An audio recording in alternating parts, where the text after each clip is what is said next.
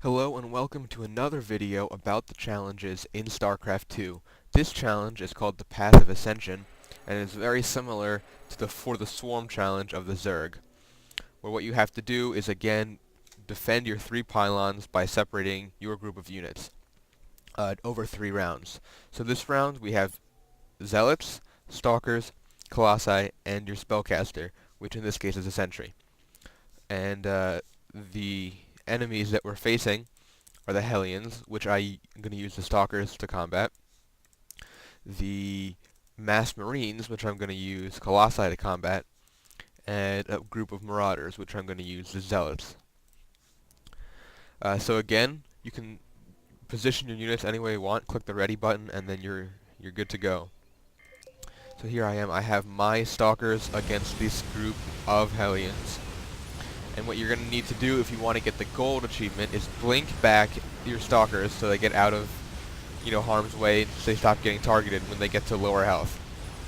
That way you won't lose any Stalkers, and you'll be able to get the gold achievement, which is lose 10 units or less while defeating all the enemies on all 3 rounds. For this one, what I'm going to do is I'm going to force field off the Marines. You can only get these 4 force fields off, but it's more than enough to sort of funnel the Marines through and make it very easy for the Colossi to defeat them. Over here I have my Zealots. I sort of want to get a surround. That's what you generally want to do with melee units. And so here what you're going to need to do is when you have really low health Zealots, try and pull them back. That's the best bet, to lose as little Zealots as you can. Overall I did lose 3 during that encounter, but that is still good enough for me to get gold.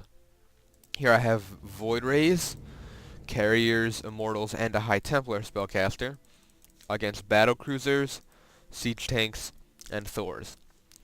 So I'm going to bring my Void Rays to the Battle Cruisers. My Immortals, let's see, still looks like I'm thinking. I'm going to bring my Immortals to the Thors. Or am I? No, it looks like I've changed my mind. I'm bringing my Carriers over to the Thors, my Immortals to combat the Siege Tanks. And then I am still thinking about what I'm going to do with the High Templar.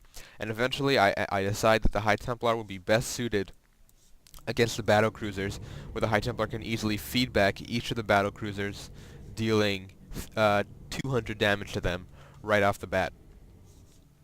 So here we have it, the Immortals against the Siege Tanks, and here we go, looking at the Carriers as they combat these Thors. Now Thors, while they do have an anti-air attack, it does very little damage. This Javelin missiles.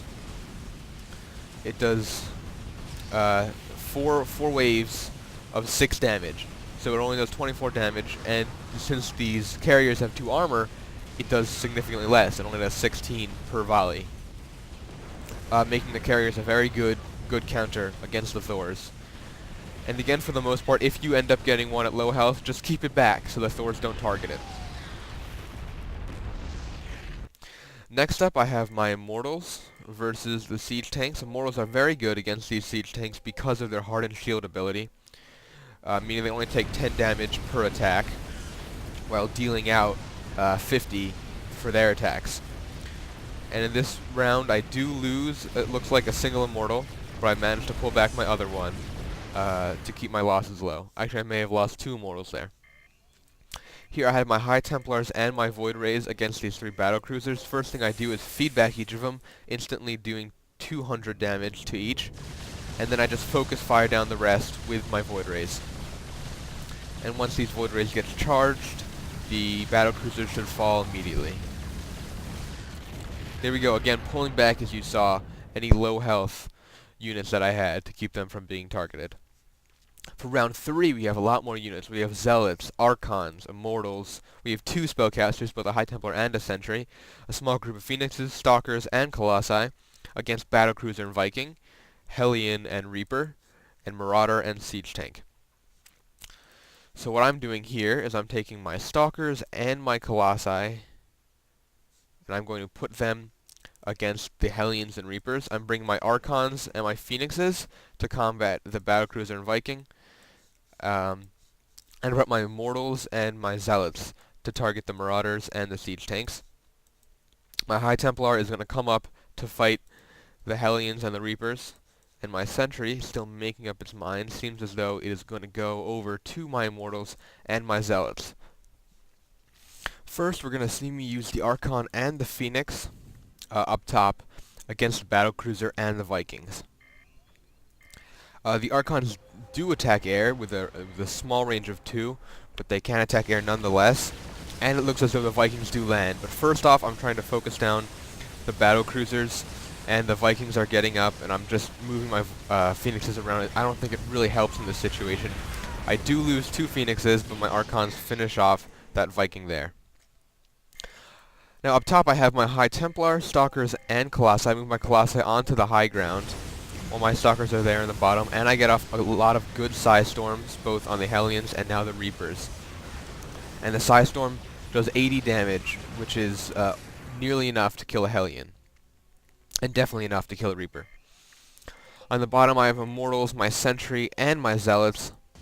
I use my Guardian Shield, and I hallucinate an Archon to tank damage, and as you can see the Archon did take quite a bit of damage, which took the damage away from my other units. I pull my Zealots back, and I just barely manage to get gold with 10 total losses.